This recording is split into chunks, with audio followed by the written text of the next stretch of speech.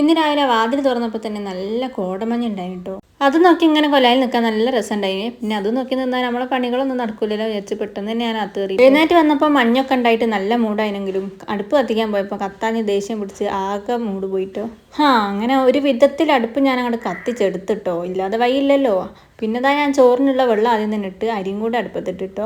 പിന്നെതാ ചായക്കുള്ള വെള്ളം കൂടെ ഗ്യാസുമ്മൽ വെച്ച് മോക്ക് സ്കൂളിൽ കൊണ്ടുപോകാൻ വേണ്ടിയിട്ട് പൊട്ടറ്റോ പൊരിച്ചതും അതുപോലെ മുട്ടച്ചോറും ആണ് ഉണ്ടാക്കുന്നത്. അതിന് വേണ്ടിയിട്ട് ഒരു പൊട്ടറ്റോ മുറിച്ചിട്ട് പിന്നെ മുട്ടച്ചോറിനുള്ള ഒരു ഉള്ളിയും കൂടെ മുറിച്ചിട്ട് പിന്നെ അത് മസാല പുരട്ടി എടുത്ത് മാറ്റിയാട്ട് വെച്ചിട്ട് അപ്പോഴേക്കും തന്നെ നമ്മുടെ വെള്ളം തിളച്ചിട്ടുണ്ട് കേട്ടോ. അത് ഫ്ലാസ്കിൽ വെച്ചിട്ടുണ്ട്. പിന്നെ രാവിലെ ഒന്ന് ചപ്പാത്തിയും കുറച്ച് പത്തിരി ഉണ്ടാക്കാമെന്ന് വിചാരിച്ചിട്ടോ.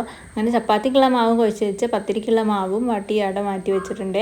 ചപ്പാത്തി ഞാൻ പരത്തി എടുത്തിട്ടുണ്ട്. പിന്നെ പത്തിരി ഉമ്മ കേട്ടോ ഉണ്ടാക്കിയത്. അപ്പോഴേക്കും തന്നെ നമ്മുടെ ചോറ് വന്നിട്ടുണ്ട്. അപ്പം അത് ഞാനൊന്ന് ഊറ്റി മാറ്റി വെച്ചിട്ടോ. ചപ്പാത്തി ഉണ്ടാക്കാൻ അടുപ്പത്ത് പാത്രം വെച്ചെങ്കിലും ചൂട് ഒന്ന് റെഡി ആയി വരാത്തതുകൊണ്ട് ഞാൻ ഗ്യാസിലേക്ക് തന്നെ മാറ്റി വെച്ചേ. പിന്നെ വേഗം ചപ്പാത്തി ഉണ്ടാക്കി എല്ലാവരും കൂടെ ചായ അങ്ങോട്ട് കുടിച്ചിട്ടോ. പിന്നെ ആ മുട്ടച്ചോറിനുള്ള പരിപാടിയാണ്. ഇത് സിമ്പിളാണ് കേട്ടോ. മോള് നല്ലോണം കഴിക്കുകയും ചെയ്യും, പെട്ടെന്ന് ഉണ്ടാക്കി എടുക്കാനും പറ്റും. സ്നാക്സിന് വേണ്ടിയിട്ട് ഞാൻ പത്തിരി ഉണ്ടാക്കിയത് കൊണ്ട് കുറച്ച് അട ഉണ്ടാക്കാൻ വെച്ചാൽ അടമൊക്കെ നല്ല ഇഷ്ടമാണ്. അപ്പോൾ കുറച്ച് തേങ്ങ ചിരണ്ടി പഞ്ചസാര ഇട്ട് അതൊന്ന് ആവിയിൽ വേവിച്ചെടുത്താൽ അട റെഡിയാണ്.